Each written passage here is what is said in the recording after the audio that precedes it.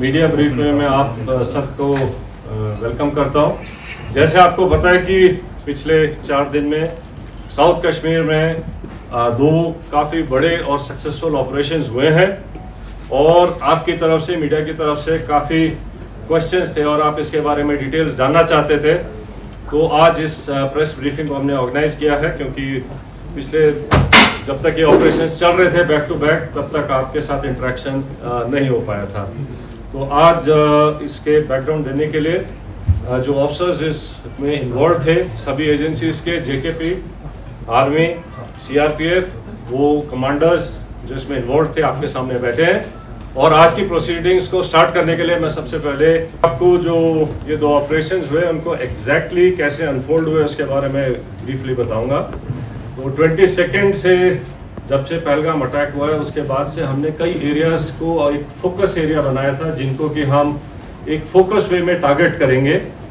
और जैसे हमें इंटेलिजेंस इनपुट्स आ रहे थे कि जो टेररिस्ट ग्रुप्स हैं वो अब बर्फ़ पिघलने के बाद जंगलों में हायर रीचेस में चले गए हैं।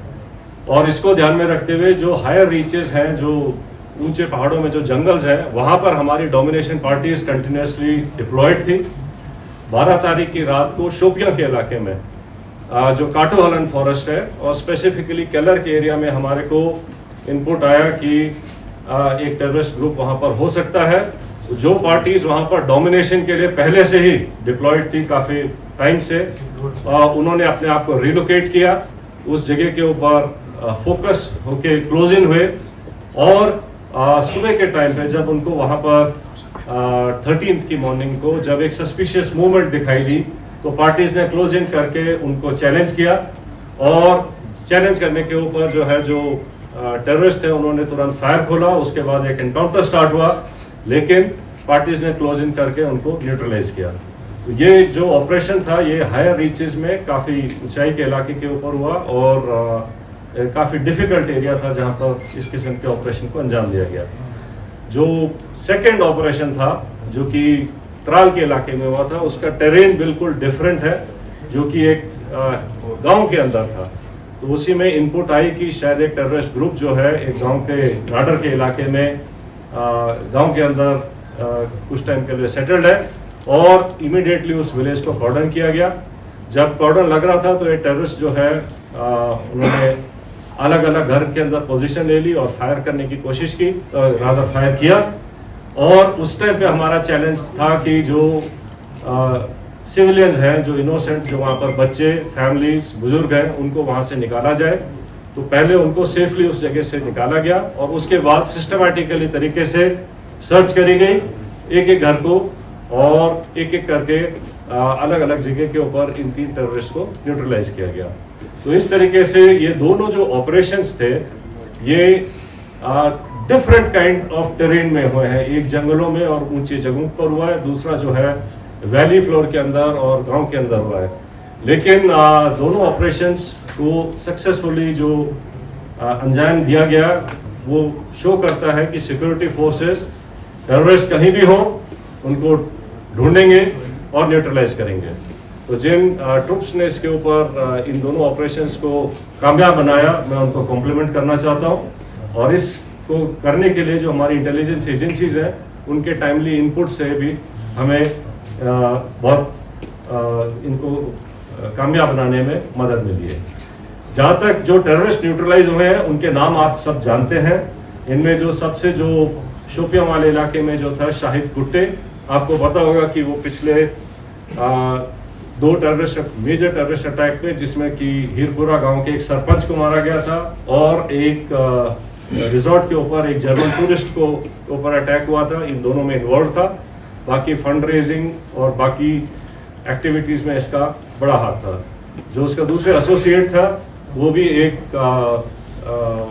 लोकल नॉन माइग्रेंट जो यहाँ के लेबर हैं उनको मारने में इन्वॉल्व थे। तो इसी तरीके से जो इन दोनों जो मॉड्यूल्स को जो न्यूट्रलाइज किया गया है उससे जो है इन तंजीमों को जो है काफ़ी झटका लगेगा और यहाँ पे जो है टेरर एक्टिविटीज और नॉर्मल लाने में मदद मिलेगी। So I rest here for rest of the things I request IG CRPF to please. Kashmir घाटी में जो पिछले 1 महीने से जो टेररिस्ट एक्टिविटी हैं, गतिविधियां हैं, उस घटनाक्रम के परिप्रेक्ष्य में जो बाकी यहाँ पे तैनात सारे सुरक्षा बल हैं, उन्होंने अपनी स्ट्रेटजीज का पुनर्वलोकन किया और उसकी एक समीक्षा करी। और इसी समीक्षा के तहत जो है हम लोगों का बहुत इंटेंसिफाइड फोकस ऑपरेशन पे रहा, और इसी इंटेंसिफाइड फोकस और आपसी तालमेल और कोऑर्डिनेशन के तहत हम लोगों ने पिछले 48 घंटों में 2 सक्सेसफुल ऑपरेशन यहाँ अंजाम दिए हैं, जिसमें हम लोगों को बहुत ही सिग्निफिकेंट जो है अचीवमेंट मिली है। इन दोनों ऑपरेशंस में CRP, army, Jammu Kashmir police का शाना बशाना रोल रहा है, और इन लोगों ने, हमारे जवानों ने और हमारे अफसरों ने कंधे से कंधा मिला के इन ऑपरेशंस को अंजाम दिया है। सरसरी तौर पे ये 2 ऑपरेशंस, एक केलर के इलाके में जो कि शोपियां में आता है वहाँ हुआ, और दूसरा जो कि कल जो था त्राल के इलाके में हुआ। इन दोनों ऑपरेशंस में 6 टेररिस्ट को न्यूट्रलाइज किया गया। और मैं आपको ये बताना चाहता हूँ कि ये जो आपसी तालमेल है सुरक्षा बलों का यहाँ पे, और बाकी सुरक्षा एजेंसीज का, भले ही जो भी आसूचना देनी हो, इंटेलिजेंस एजेंसी हो, बाकी हो, उनके आपसी तालमेल और समन्वय के कारण ही ये ऐसे जो सक्सेसफुल ऑपरेशन संभव हुए हैं।